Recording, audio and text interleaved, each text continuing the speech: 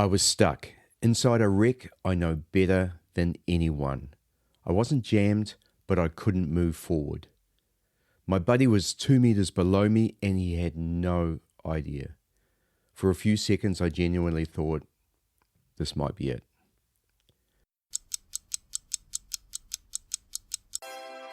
You're listening to Speaking Sidemount, the podcast where we talk all things sidemount and cave diving, from equipment, skills, techniques, and cave diving expeditions to interviews with some of the world's top sidemount and cave divers.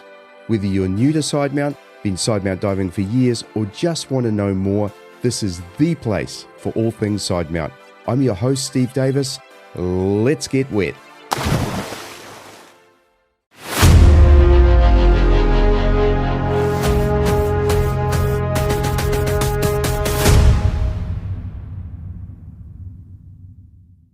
Hey, I'm Steve Davis and welcome back to Speaking Sidemount. In the last episode, I gave my reaction and analysis of the 2021 Scylla tragedy where 2 divers lost their lives on a purpose-sunk wreck in the UK. I identified a series of failings in the planning and execution of the fatal dive and also gave my recommendations for safely conducting dives on these purpose-sunk wrecks. Now, one of the contributing factors in the Scylla fatalities was complacency. It can affect any one of us, and in many ways, the more experienced you are, the more times you've completed a particular dive, the more familiar you are with the environment, the more susceptible you are to complacency. It's just so insidious, to the point of almost being human nature. We're incredibly efficient beings and will often look for a faster or easier way to complete a particular task. This trait has led us to amazing progress, but sadly it has also killed a few of us as we make little of the task, look for shortcuts, and ignore the dangers. In this vein today, I want to walk you through one of my own close calls. Even though it happened over 10 years ago now, it's topical because of the resonance it has with the last episode. It happened on the wreck of HMNZS Canterbury, effectively a sister ship of the Scylla.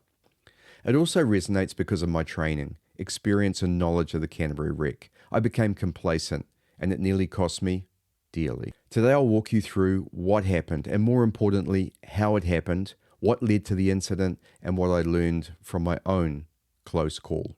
And before we get into it, a quick thank you to the sponsor of the podcast, XDEEP. XDEEP have been long-time supporters of sidemount and technical diving. Their sidemount systems are used by wreck, cave, and exploration divers around the world. I've personally been diving XDEEP sidemount systems for over 13 years. They're built by divers for exactly the kind of environments that we talk about on this show. So thank you to XDEEP for supporting Speaking Sidemount. And while on the subject of thanks, I want to acknowledge the patrons of Speaking Sidemount who every month give a little to help the production of this podcast. It really does make a difference, and I'm very grateful to all of you who acknowledge the work that goes into creating this content. Here's a quick scroll of our patrons. If you're inspired to support the show, then just follow the link to Patreon where you'll find all of the details. Let's get on with this episode. Now, as I mentioned, this dive took place on the wreck of HMNZS Canterbury in the Bay of Islands here in New Zealand. Now, this isn't just any wreck to me. I served for 14 years as an engineer officer in the Royal New Zealand Navy through the 80s to the mid-90s, spending 7 of those years serving aboard the Leander-class frigates HMNZS Canterbury and Wellington. The pinnacle of my career came in 1992 when I became the Marine Engineer Officer or the Chief Engineer of Canterbury. So this ship wasn't just somewhere that I dived, it was my workplace and my home. Canterbury served New Zealand for over 30 years, and following her decommissioning, she was sunk as a dive wreck in 2007 in the Bay of Islands, Northland. I first dived the Canterbury wreck in early 2008. It was an amazing experience as I progressively penetrated the wreck on successive dives, visiting every open space on the ship. On each dive, I would recall what each compartment had been like when she was in service and note the changes that had been made to prepare her as a dive wreck. Over the years, Canterbury has matured into the very best purpose-sunk wreck that I've dived. She has also benefited from a rahui or no-take declaration by local Maori iwi or tribe, meaning that the area is protected. And as a direct result, the marine life in and around the wreck is nothing short of spectacular. In 2016, I decided to write a book on the Canterbury wreck. I wanted to educate divers on the wreck, its history and service, the deck and compartment layout, correct naval terms, and suggestions on how to dive her safely. I was uniquely qualified to write this book. I was the chief engineer of the ship. It had also been my home for 7 years, and I had the technical dive skills and experience to dive her properly. The book took countless hours to write, and in doing this, I needed to meticulously document and photograph compartments, hazards, and routes through the wreck. So when I say I knew this wreck, I really knew this wreck, which is exactly why this story matters. The dive plan. This particular dive was part of the research process for writing the book. We were completing an advanced route in the lower compartments of the wreck, starting in the steering gear compartment at the stern, moving forward at 3-deck level to the engine room, and then dropping to the deepest levels in the boiler room. I was leading a mixed team, myself on open circuit side mount with 2 12-litre steel cylinders of air and 1 11-litre LE80 of nitrox 50 as a deco cylinder. The 3 other team members were using AP closed-circuit rebreathers. One acted as my buddy, and the other 2 formed another team. They were effectively tagging along while I investigated the route, noting features of the wreck as we went. We were making good progress, although due to the bulk of their equipment, the rebreather divers were a lot slower than I was in traversing the route. Now that created a dynamic. I was moving faster than they were. So I'd move ahead, stop, and then wait for them as we progress through each compartment. We'd then continue after a circular OK light signal from each diver. We successively moved through the after compartments, across the engine room top plates, and then down to the lower portside entry to the boiler room. The visibility was excellent, gin clear, so I moved carefully forward to ensure that I generated the minimum possible silt as I traversed a narrow walkway towards the port boiler. I turned right and headed starboard past the boiler console, across the starboard boiler front, and after a glance back to ensure the team were following, down the outboard side of the starboard boiler. At the back of the starboard boiler, the planned route was to descend about 1.5 meters to the lower plates, turn left, swim to the center of the compartment, and then ascend straight up between the boilers and the fuel header tanks, exiting through a hole cut into the TV studio 1 deck above on 3 deck. And at this point, everything was going well. And when everything feels easy, you relax. And this is where it changed. Inexplicably, as I got to the back of the starboard boiler, I looked left and up a little. There was the path forward to the exit, or so I thought. It was around 4 meters to the exit. It looked a little tight, and I wondered to myself whether the rebreather divers would be able to enter this space, but I continued regardless. I turned onto my left side as normal in side mount to get through a vertical space narrower than my width. It was tight, tighter than I expected. My 3 cylinders certainly did not help, but it was still manageable, at least initially. I used my hands to carefully draw myself forward, making progress until I stopped cold. I tried to move forward, nothing. I pulled harder, still nothing. I wasn't jammed in place, but I was entangled on something behind me. I tried again to move forward, but could not move even a little. I pulled again, much harder, but to no avail. I was stuck. I looked for my buddy. He was directly below me on the correct path, oblivious to my plight, only 2 meters above him.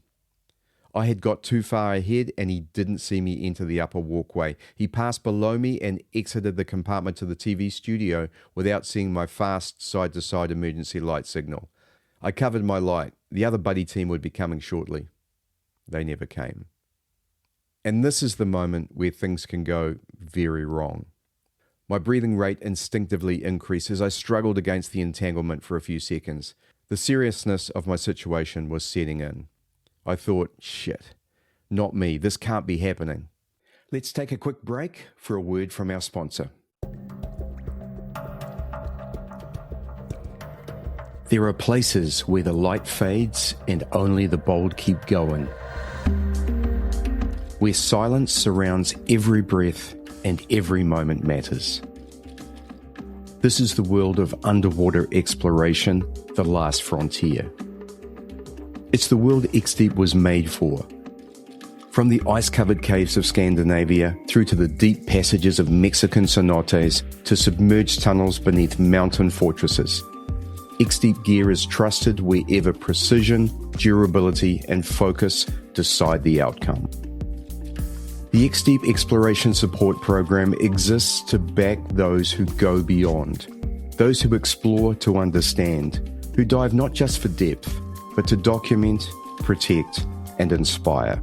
With advanced equipment and meaningful support, XDEEP empowers explorers, scientists, and committed divers who push the boundaries beneath the surface.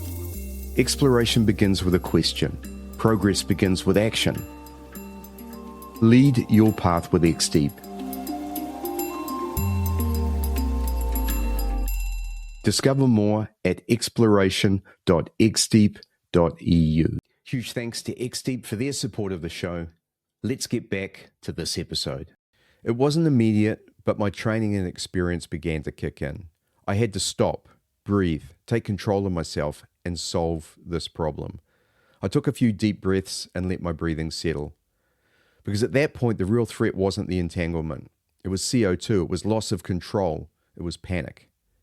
I could reach left and right and check my cylinder pressure gauges. I had 100 bar on my left, 90 bar on my right. I had gas, and therefore I had time. I also had 200 bar of gas in my deco cylinder, but this was my last resort as breathing nitrox 50 at a depth of 31 meters would have incurred a risk of oxygen toxicity and a CNS seizure, which almost always ends in drowning. I reached back behind me to try and determine where I was caught. I found my butt-mounted light canister and my safety spool where I expected them to be on my butt D-ring. I also knew I had an S&B attached there, but I couldn't reach it. Now I had to make some decisions. I took stock of my situation. I had gas. I also could reach my cutting devices, so I considered having an attempt to cut behind me. Maybe I could cut the entanglement. But I dismissed this idea as I could not see what I was cutting and might just make the situation worse. I had another attempt to free myself, this time by pushing back a little. I found I could move some, but then I was stuck again. I thought about what to do next. I could cut myself out of my harness via the shoulder and waist straps. This would separate me from my equipment and I would be free. In this scenario, I would need to unclip my cylinders and carry them with me by hand, along with the cut harness, buoyancy control device, and my weight system. This was doable, but I already had a decompression obligation of around 15 minutes, so this was going to be a real test. I decided that if I couldn't free myself before my cylinders got to 40 bar in each, then this would be my course of action. I made another attempt to reach behind me and find the entanglement. I pulled slowly backwards and then firmly forwards. Nothing. I tried again, much harder this time, and I came free. I reached back and my light canister had detached from its bungee attachment. That must have been the problem. I was free, but I was still in a tight squeeze between the starboard boiler and the fuel header tanks, with some awkward valves and pipework thrown in. I thought about backing out, but I was only going to wishbone my cylinders going in that direction. I decided the only way out was forward, either with my harness and cylinders attached or after cutting them free. I inched forward, pulling myself hand over hand by grabbing pipework and valves. Clouds of rust and silt erupted with every grab, but I was moving, and I could see the TV studio opening and my escape. With a few wiggles, I carefully moved to the exit and turned right only to be stopped again. This time a loose cable had caught over the valve on my left cylinder. Thankfully, it was right under my nose, so easy to remove. I detached it and moved through the opening and turned right into the electronics maintenance room, or EMR, and the light. The EMR has a large opening cut on the ship's side. I was out. I stayed near the exit for 30 seconds or so, just hovering motionless, controlling my breathing and relaxing as much as I could. I checked my gas supply. I had around 70 bar in each cylinder. Now, where was my buddy? What happened to the other team? I was concerned that they were still in the boiler room, so I went back to the TV studio opening, covered my light. There was no sign of any other lights at the back of the boiler room. I exited the ship, ascended and re-entered on 2-deck. I followed the 2-deck passage to the boiler room hatch and again covered my light, looking for any signs of divers in the boiler room. There was none. By now, my side mount cylinder pressures were down to 40 bar, and I had to leave and commence my decompression. I exited the wreck and ascended to the funnel and the foremast top at 14 meters. I looked aft, and to my relief, there was my buddy heading towards me, equally pleased to see me. We both gave a thumbs up signal to call the dive and start our deco. I switched to my deco cylinder and completed my stops, adding on another 5 minutes for good measure after my computer had shown me clear. I got onto the boat and related some of this story to those around me, not knowing how much to share. My words exactly were something like, "Boy, that was interesting." I was immensely relieved, obviously, but also perturbed that such an incident would have happened to me. I know the wreck like the back of my hand and have spent 7 years of my life in and around the boiler room. I know the correct route and yet went the wrong way. Why? What contributed to me taking that route, and then why was I entangled? I thought long and hard about the experience and discussed the events and my actions with a few trusted peers. What follows is some likely factors and definitely the lessons learned. Hey, I'm Steve Davis, host of the podcast Speaking Sidemount and principal instructor of Sidemount Pros. Are you hungry for detailed information about sidemount diving? Well, I have just the thing for you. My Sidemount Fundamentals ebook is the complete reference to the Sidemount Pros Fundamentals course. It meticulously covers every aspect of sidemount diving as I teach it on my courses, including why would you want to dive sidemount?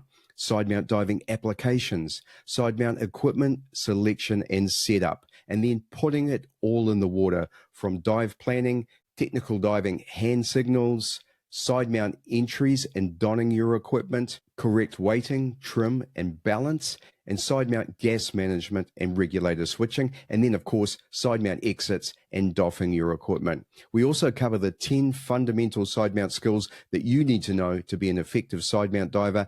And then we cover the importance of training, your base sidemount course, and then the importance of continuing to practice skills as you evolve and grow as a sidemount diver. Check it out. It's available on the Sidemount Pros website, www.sidemountpros.com/store. It's inexpensive, and I'm certain that it will help your sidemount diving. All right, there's got to be some lessons in there, right? So here's my thoughts. Lesson 1, complacency, overconfidence. My detailed knowledge of the wreck may have contributed to my error. I was relaxed in my knowledge of the wreck and the route, possibly too much so. While I knew the layout of the boiler room very, very well, the path to the purpose-cut hole in the TV room was new to me. I'd only dived this route 2 or 3 times before. So my lesson? Every waypoint, every change of deck or direction should be checked and verified, both with yourself but also with your team, especially if you go into any space that is new to you, that narrows or is confined. Lesson 2, narcosis. I don't believe narcosis made me reckless, but it probably influenced that decision. It nudged me, unfortunately, in the wrong direction. The lower plates of the boiler room are at about 32 meters, and we'd been at depths greater than 30 meters for a significant portion of the dive. I've never personally felt I had issues with narcosis on dives as deep as 45 meters, but that's not to say that I have not been affected. The effects can be insidious, and I'm quite certain that my decision to enter the upper plates at the back of the boiler was influenced by this factor. Now, you can beat narcosis using trimix, a gas mix incorporating helium to displace some of the nitrogen and thereby reduce narcosis. Trimix is, however, expensive, and I generally only use it on dives deeper than 45 meters. What I have done in subsequent dives is slowed down considerably and taken greater stock of each decision I make. Configuration. On this dive, as all dives, I was diving sidemount. I carried my deco cylinder with me inside the wreck. Now, opinion is divided whether this is a good idea. In certain parts of the world, on certain dives, on particular wrecks, you might not want to be separated from your decompression gas, as the consequences of losing it may result in a long contingency dive plan and an increased risk of DCS. Having said that, the nature of the wreck and the diver's access in Canterbury are such that I consider it safe and best practice to leave your deco cylinders tied off an O2 deck near the foremast and ascent line. Subject to the oxygen content, the gas is not breathable at depths inside the wreck anyway, and the potential for entanglement or entrapment with multiple cylinders outweighs any benefit of carrying them during the penetration phase of the dive. Now remember, sidemount is the best configuration for wreck diving, but you don't help yourself when you're not using the benefits of sidemount completely if you go in there with multiple cylinders. So 2 cylinders is plenty for most dives, and that's the way I would recommend you do it. Now, after reaching the boat, I'd noticed that my S&B was missing. It was obvious that it was somehow involved in my entanglement along with the light canister. I found it the next day in the bilge under the starboard boiler where I became entangled. So being streamlined with the minimum possible entanglement hazards is important for wreck diving. I now avoid having items attached to my butt D-ring on penetration dives, preferring to stow them in pockets or a pouch. I did have a look at the back of the boilers on subsequent dives, and there is a stanchion sticking up, a pole sticking up, and that's what I think I got caught on. Lesson 4, team breakdown. Lastly, the buddy system broke down, and in this instance, it would be easy for me to go to my buddy and ask, what the fuck? But the truth is, I swam away from him. I failed to wait for him before turning at the back of the boiler, and had I done this, he would have seen my path, and I hope would have at least assisted me to remove the entanglement. I also traded my pretty poor entry-level 1,000 lumen light for an 18,000 lumen Grail Marine canister light, along with now a 10,000 lumen Big Blue. Never again will my light signal go unnoticed. I learned later that the other rebreather team had exited the boiler room via a different route as we went around the starboard boiler. They simply thought it looked too tight, even there. What I changed? I learned a lot from my close call, and since that dive, I've changed a lot. Bear in mind, this was 10 years ago now, so I've had the chance to build on my experience, on my training, and then apply all of this to be a better, safer diver. I slow down now on all of my decisions. I verify my routes both before the dive, but also during the dive. I've cleaned up my configuration, and for sure, I stay tighter with my team. This wasn't a dramatic rescue story. It was something much more common. Complacency coupled with a series of small decisions stacking up until suddenly you're in a situation you never expected to be in. And that's why I'm sharing it. Got any thoughts on this or another situation that you've found yourself in? So drop me some love in the comments. Let me know what you went through, and also give me your comments on what you've heard from me on my experience here on the Canterbury Wreck. Thanks so much for listening. Thanks again to XDEEP and the patrons of Speaking Sidemount for their support of the show. It makes everything you've just listened to possible, and I'll catch you in the next episode. You've been listening to Speaking Sidemount from www.sidemountpros.com. If you like the podcast and would like to support the show, then why not become a patron of Speaking Sidemount? For as little as $5 per month, you can become a part of the Speaking Sidemount team, get exclusive early access to all of the episodes, and help us to deliver the very best sidemount, cave, and technical dive content available. Just go to www.patreon.com/speakingsidemount for all of the details. The address is also on our Facebook page, listed in the podcast notes. Thanks again, and we look forward to you joining us for our next episode of Speaking Sidemount.